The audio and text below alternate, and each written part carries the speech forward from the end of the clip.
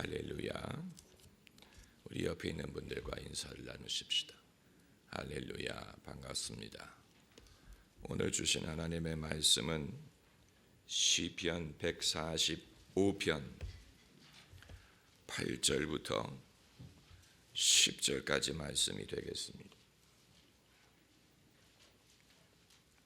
구약 성경 907면 시편 145편 8절부터 10절까지 함께 읽겠습니다. 여호와는 은혜로우시며 자비하시며 인자하심이 크시도다. 여호와께서는 만유를 선대하시며 그 지으신 모든 것에 긍휼을 베푸시는도다.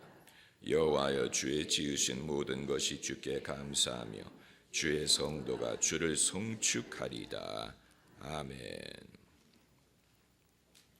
남자와 여자의 차이점을 규명하려는 인류학자들은 남자의 본능이 그저 씨를 많이 뿌려서 가능한 한 많은 후손을 얻기 위한 것이다 라고 주장을 했습니다. 언뜻 들어보면 그럴듯하게 들리는 말입니다. 남자들의 바람기의 본능을 설명하는 것 같고, 남자들이 아이를 생산할 뿐 책임을 지지 않으려는 성향을 설명해 주는 이론처럼 들립니다. 그러나 그것은 잘못된 이론입니다. 가정과 사회가 붕괴됐을 경우에는 남자가 아이를 생산만 하고 양육을 책임지지 않으려고 하지만, 가정과 사회가 건강하게 유지되는 상황에서는 그렇지가 않습니다. 메밀꽃 필 무렵이라는 단편 소설이 있지요. 여기에 장돌뱅이인 주인공이 우연히 어떤 남자를 만나서 대화를 하다가 자기가 낳은 아들이라는 사실을 발견하는 대목이 나옵니다. 옛날에 어떤 여자를 만나서 정을 나눈 후 헤어졌는데, 이 세월이 지난 후 이 젊은 남자를 우연히 만나서 대화를 하다가 이 남자가 바로 그 여자의 아들이라는 사실을 알게 되고, 그리고 그때 그 여자가 임신을 해서 낳은 자식이라는 것을 알게 됩니다. 그리고 이 남자가, 젊은 남자가 정말 자기 아들이라는 것을 무엇을 통해서 확인합니까? 왼손잡이라는 사실에서. 자기도 왼손잡인데 이 젊은 남자도 왼손잡이라는 사실에서 자기 아들이라는 사실을 발견하고 기뻐한다는 그런 내용의 소설입니다. 남자가 그저 무책임하게 씨만 뿌려놓고 도망하는 존재가 아니고, 자기의 피부치를 그리워하고 또 본능적으로 찾고 대견하게 여기고 보호하려고 한다는 그런 사실을 보여줍니다. 실제로 남자들을 대상으로 실험을 해보면 젊은 남자도 아기가 태어나는 그 순간부터 테스토스테론 수치가 현저하게 줄어든다는 그런 연구가 있습니다. 그 말은 피가 끓을 것 같은 젊은 남자도 애가 태어나면 현저하게 그의 성향이 가정 위주로 변화한다는 말입니다. 사람도 자기가 만든 아이를 버리지 않고 책임을 지고자 하는 본성이 있는데, 만물을 지으신 하나님은 오죽하시겠습니까? 오늘 본문 9절 말씀에 여호와께서는 만유를 선대하시며 그 지으신 모든 것에 긍휼을 베푸는도다. 그 지으신 무엇에? 모든 것에 긍휼을 베푸신도다고 했습니다. 우리가 보기에는 뱀이 못생겼고 징그럽고 혐오스럽게 생겼지만, 하나님은 뱀도 당신이 지으셨기 때문에 하나님은 긍휼을 베푸십니다. 또 사람은 서로를 차별합니다.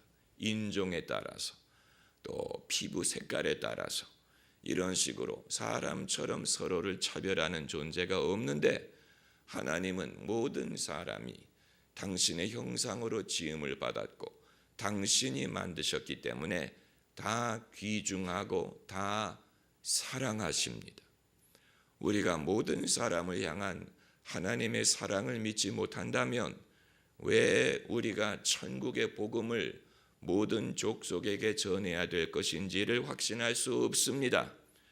하나님의 사랑이 모든 사람에게 해당된다는 사실을 알아야 하나님이 세상을 이처럼 사랑하셨다는 것을 실감할 수가 있는 것이지, 그게 아니고 나와 다른 문화, 나와 다른 외모, 나와 다른 색깔, 이런 사람들을 차별하고 업신여기고, 그리고 그들을 왜 하나님이 사랑하는지 이해하지 못한다면 그들에게 결코 복음을 증거해야 될 이유를 확신할 수 없을 것이고, 예수 그리스도께서 그들을 위해서도 십자가를 지셨다는 사실을 확신하지 못할 것입니다. 그러니까 나 같은 죄인 살리신 주 은혜를 믿는다면 이 세상에 어떤 악인이든 어떤 못난 사람이든 어떤 모순이 있는 사람이든 간에 그들을 하나님이 버리시기 전까지는 우리도 버릴 수가 없습니다. 포기할 수가 없습니다. 사람들은 버리기를 좋아하는 존재, 환경이 사람이 버리는 쓰레기 때문에 오염이 됩니다. 이 쓰레기가 지구상에만 있는 것이 아니고 우주 공간에도 존재를 합니다. 사람들이 쏘아 올린 수많은 인공위성이 수명이 다한 후에 쓰레기가 돼가지고 그것이 우주 공간을 떠다니다가 이 우주선에 부딪히기도 하고 또 그것이 지구에 떨어지기도 하고, 사람은 어디를 가든지 쓰레기를 남기는 존재입니다. 여러분이 산을 가시든 바다를 가시든 사람이 지나갔다는 증거를 무엇으로 알 수 있습니까? 쓰레기가 있으면 사람이 지나갔다는 증거에 쓰레기가 없는 데는 사람이 없었어요. 그러나 사람이 지나간 곳에는 반드시 무슨 비닐루 봉지에서부터 라면 봉지에서부터 사람은 수많은 쓰레기를 생산하는 존재인데 사람은 이처럼 버리는 데 익숙합니다. 그래서 조금만 고장나면 버립니다. 새 거를 삽니다. 핸드폰이든 무슨 가구든 무슨 옷이든 유행이 지나가면 버리고, 오죽하면 분리수거를 모든 국가가 장려를 하려고 하겠습니까? 이 바다에 떠다니는 쓰레기가 얼마나 많은지, 바다의 해변에 이 떠다니던 쓰레기가 밀려오는데, 파도에 밀려오는데 이 쓰레기를 보면 수많은 페트병, 별의별 페트병, 사람들이 물을 마시고 왜 그걸 바다에 버리는지 사람은 버리는 데 익숙합니다. 제가 무슨 말을 하려고 하는지 아마 여러분 다 추측하실 것입니다. 하나님은 안 버린다는 말씀을 하려고 하는 것이 아니냐. 하나님이 사람처럼 버리기 시작해 보세요. 누구는 죄가 있다고 버리고, 누구는 인격에 허물이 있다고 버리고, 누구는 실패를 했다가 버리고. 여러분, 하나님이 버리기 시작했다면 아담과 하와 때 벌써 다 버렸을 것입니다. 그러나 성서와 인류의 역사가 우리에게 증거해 주는 것은 하나님은 인간을 버리지 않으시고 보존하셨다라는 사실이, 보존하셨어요. 그동안에 사람들이 죽을 만한 많은 일들이 있었습니다. 자연재해, 홍수, 기근, 흉년, 전염병, 전쟁, 별의별 사람이 죽을 만한 많은 일들이 있었는데도 불구하고, 그래서 인류가 이제는 끝장났다, 인류는 이제 멸종될 것이다 라고 두려워할 때가 많이 있었는데, 희한한 것은 인류는 멸종되지 않았습니다. 오히려 번성했습니다. 인구가 더 많아졌습니다. 굶어 죽지 않았습니다. 병들어 죽지 않았습니다. 서로 많은 전쟁을 했음에도 불구하고 서로를 멸망시키지는 못했습니다. 그래서 지금까지 생존하고 있고 오히려 삶의 질이 향상되고 있고 더 오래 살고 있고 더 건강하게 살고 있고 더 많은 자식을 낳고 숫자가 많아지고 있어요. 창세기 1장, 2장에 하나님이 생육하고 번성하라 라는 말씀이 여전히 유효하다는 뜻입니다. 하나님이 한 번 생육하고 번성하라 말씀하셨으면 그 말씀은 여전히 유효합니다. 하나님이 하신 말씀은 하늘에서 내리는 비같이 그냥 돌아가지 아니하고 하나님의 말씀은 반드시 그 효과가 있습니다. 할렐루야. 하나님의 말씀은 한 번 말씀하신 것은 한 번 당신의 입에서 나간 말씀은 여전히 유효합니다. 그 이후에 인간이 타락을 했던 인간이 실수를 했던 별의별 환난이 있었을지라도 하나님의 말씀은 여전히 유용해서 생육하고 번성하라. 그것이 하나님의 일반적인 뜻입니다. 생육하고 번성하는 것. 오늘 본문 9절에 여호와께서는 만유를 선대하시며, 선대라는 말은 선하게 대한다라는 뜻입니다. 악하게 대하지 않습니다. 무관심하지 않습니다. 내버려두지 않습니다. 이것은 사람에게만 해당되는 것이 아니고 만유에게 해당되는 것입니다. 짐승, 식물, 동물, 만유에게 해당됩니다. 사람들은 그것을 알지도 못하고 또 관심도 없지요.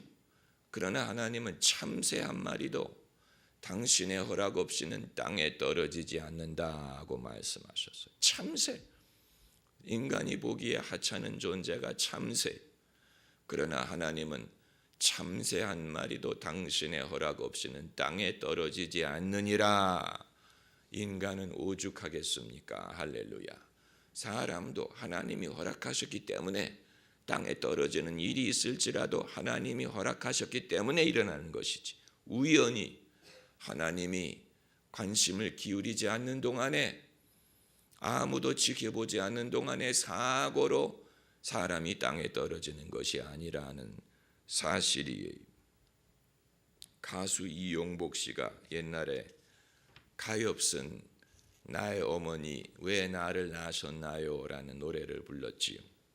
여러분 기억하실 것입니다. 팬들은 그 노래를 들으면서 이용복 씨가 소경인데 그분이 소경이라는 사실과 연계시켜서 마치 본인이 어머니에게 내가 소경으로 태어나서 이렇게 힘들게 살 것을 아셨다면 나를 낳지 않았을 텐데 가엾은 내 어머니 왜 나를 낳으셨나요? 이런 노래를 부르나 보다 이렇게 생각을 했을 것입니다. 그러나 이용복 씨 자신은 그렇게 생각하지 않습니다. 소경이라고 어떤 장애가 있다고 해서 그 사람이 안 태어났으면 좋았을 것이 아니에요. 그건 우리가 뭔가 잘못 알고 있는 것입니다. 옛날에 나치 독일은 자기들처럼 우월한 민족, 몸도 건강하고 금발에다가 파란 눈에다가 또 그들처럼 진취적인 성격을 갖고 있는 우월한 민족만이 살 가치가 있고, 그 이외에 피부가 검다거나 무슨 다른 면으로 열등한 민족은 살 가치가 없다는 철학을 갖고 그것을 유태인에게 적용하고 집시들에게 적용하고 또 이 정신지체우들에게 적용해가지고 그들을 제거하려고 했습니다. 열등한 인종을 제거하고 우월한 인종이 이 지구를 가득 채우게 하자.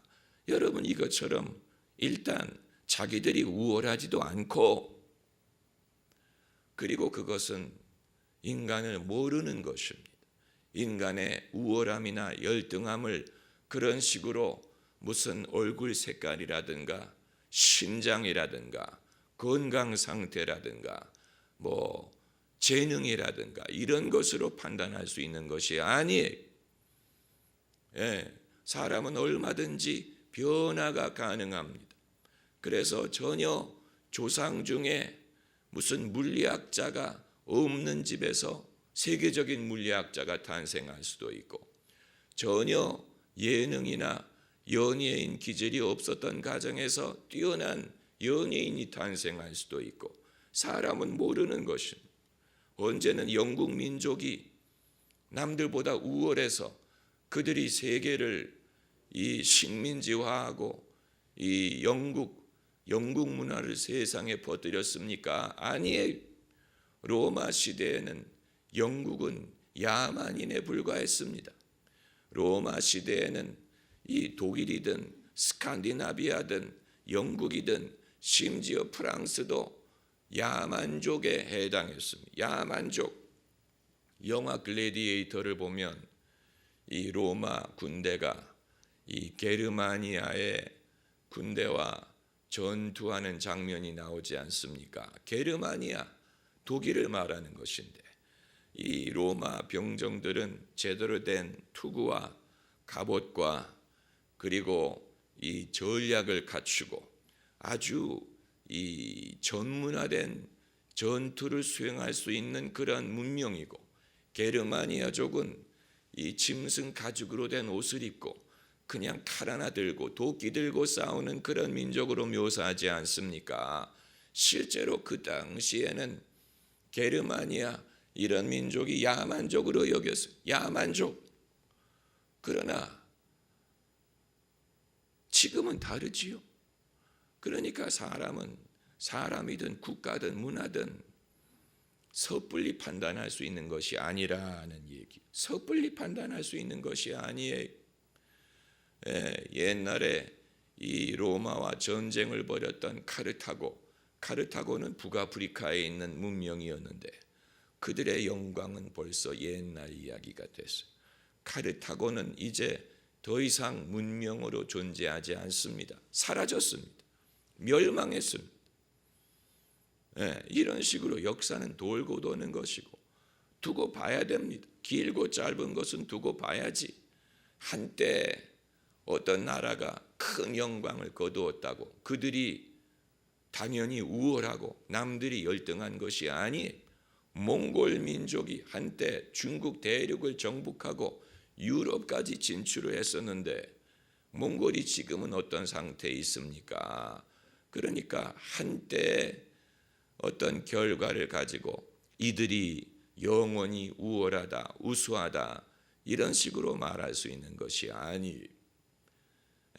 모든 인간은 하나님의 형상으로 지음을 받았기 때문에 그것을 충분히 개발할 수만 있으면 얼마든지 발전이 가능합니다. 그것이 지적인 것이든 감성적인 것이든 예술이든 체육이든 무슨 모든 면에 있어서 영성이든 모든 면에 있어서 그렇습니다.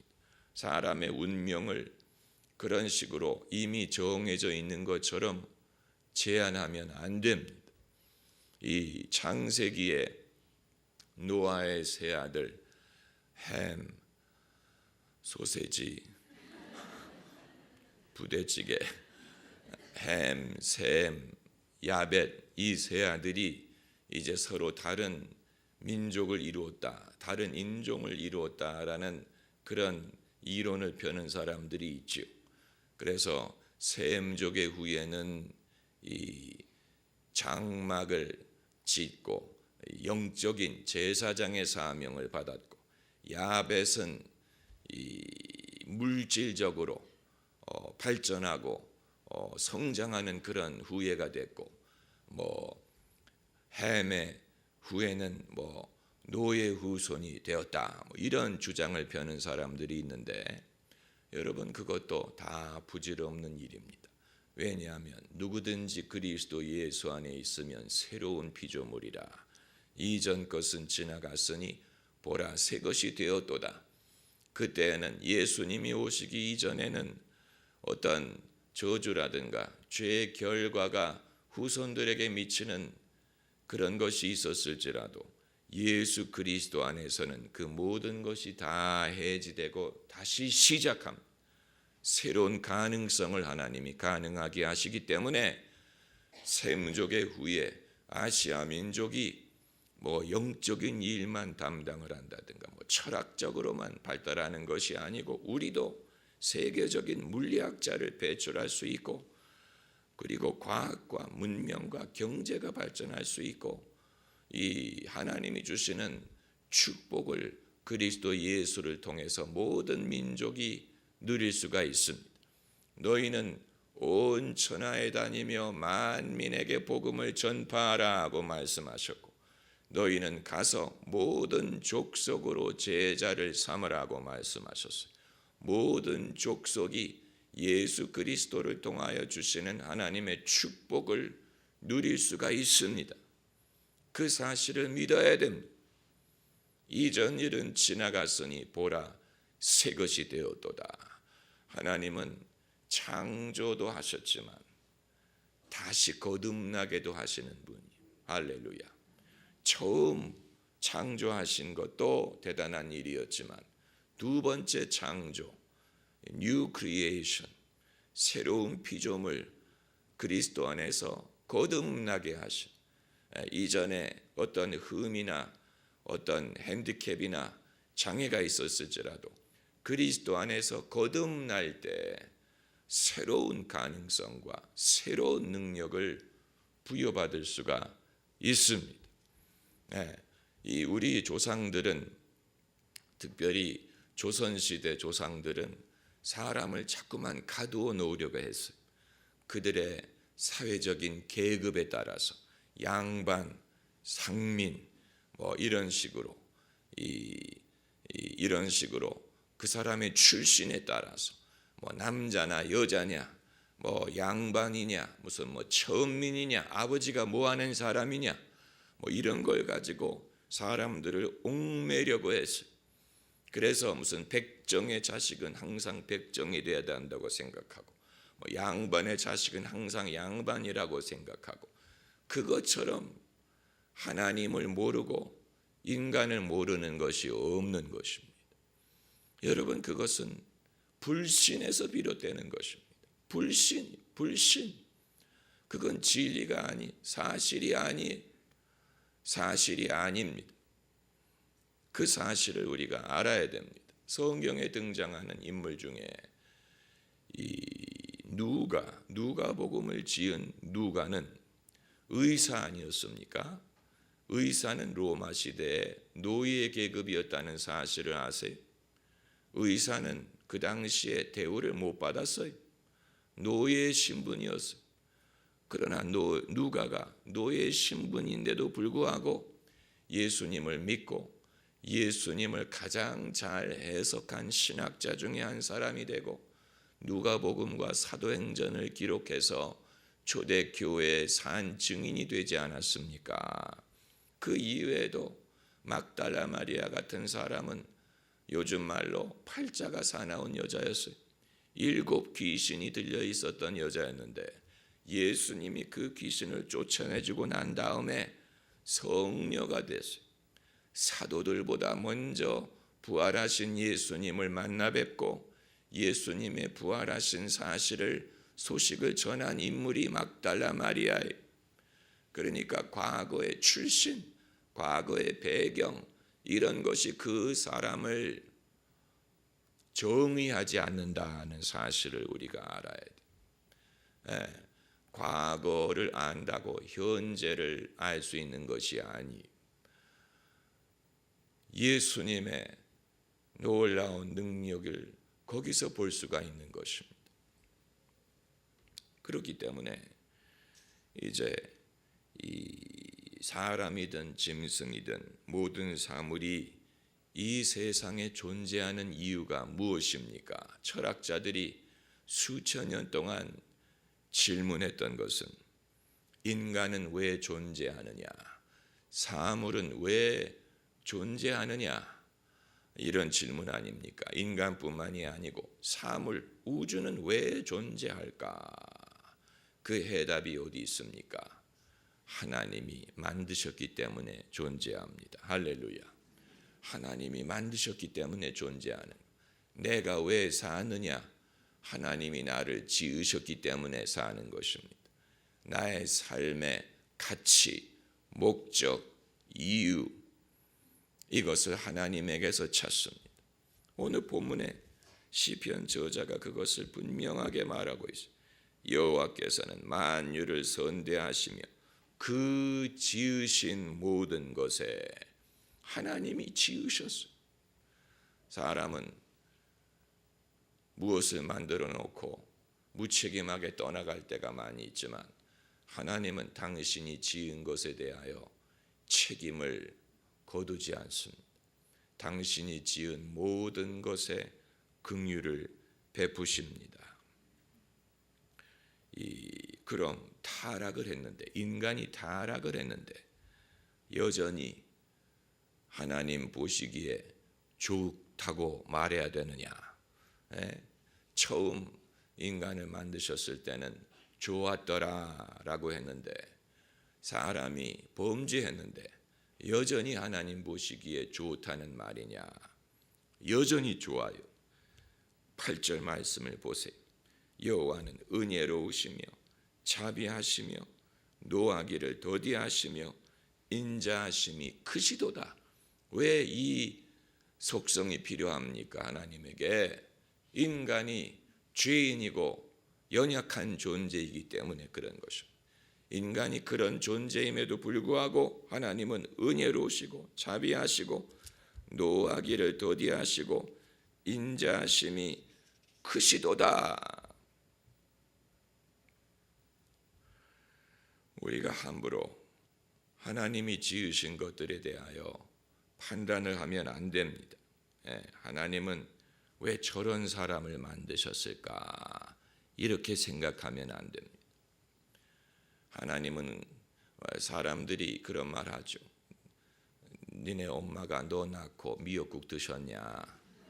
그건 어떤 인간은 미역국을 먹을 이 가치가 없다는 그런 못된 생각인데, 하나님은 왜 저런 것을 만드셨을까? 이렇게 생각을 할 수가 있을 거예요. 그건 뭘 모르는 것입니다. 우리 고린도전서 12장을 찾아봅시다. 고린도전서 12장 21절부터 고린도전서 12장 21절부터 제가 읽겠습니다. 이제 지체는 많으나 몸은 하나라. 눈이 손더러 내가 너를 쓸데없다 하거나 또한 머리가 발더러 내가 너를 쓸데없다 하거나 하지 못하리라. 이건 사람에 대한 얘기.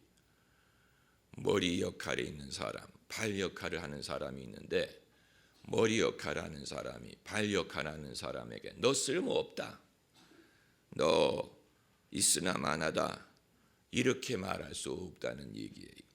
이뿐 아니라 몸에 더 약하게 보이는 지체가 도리어 요긴하고 우리가 몸에 덜 귀히 여기는 그것들을 더욱 귀한 것들로 입혀주며 우리의 아름답지 못한 지체는 더욱 아름다운 것을 얻고 우리의 아름다운 지체는 요구할 것이 없으니 오직 하나님이 몸을 고르게 하여 부족한 지체에게 존귀를 더하사.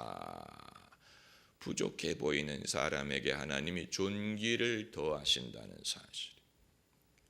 우리가 살면서 그것을 얼만큼 깨달을지는 알 수 없지만, 과거에 우리가 부족하다고 생각했던 사람이 우리보다 앞설 때가 있습니다.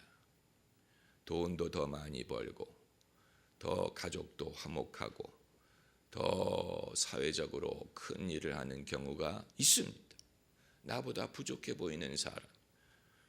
인생은 그 사람의 재능 순서가 아니에요. 하나님이 부족해 보이는 사람에게 도리어 존귀를 더해 주십니다. 이것을 우리가 믿어야 됩니다. 할렐루야. 이것을 믿어야 됩니다. 우리가 서로에 대하여 이와 같은 생각을 가져야 됩니다. 만일 우리가 마음속으로 몰래 누구를 업신여긴다든가 멸시한다든가 차별한다면 그것은 그 사람에게 죄를 짓는 것이 됩니다. 이 원칙을 우리가 늘 적용해야 됩니다. 남에게 대접받기 원하는 대로 남을 어떻게 하라? 대접하라. 그렇게만 한다면 우리는 실수하지 않을 것입니다. 할렐루야. 기도하십시다.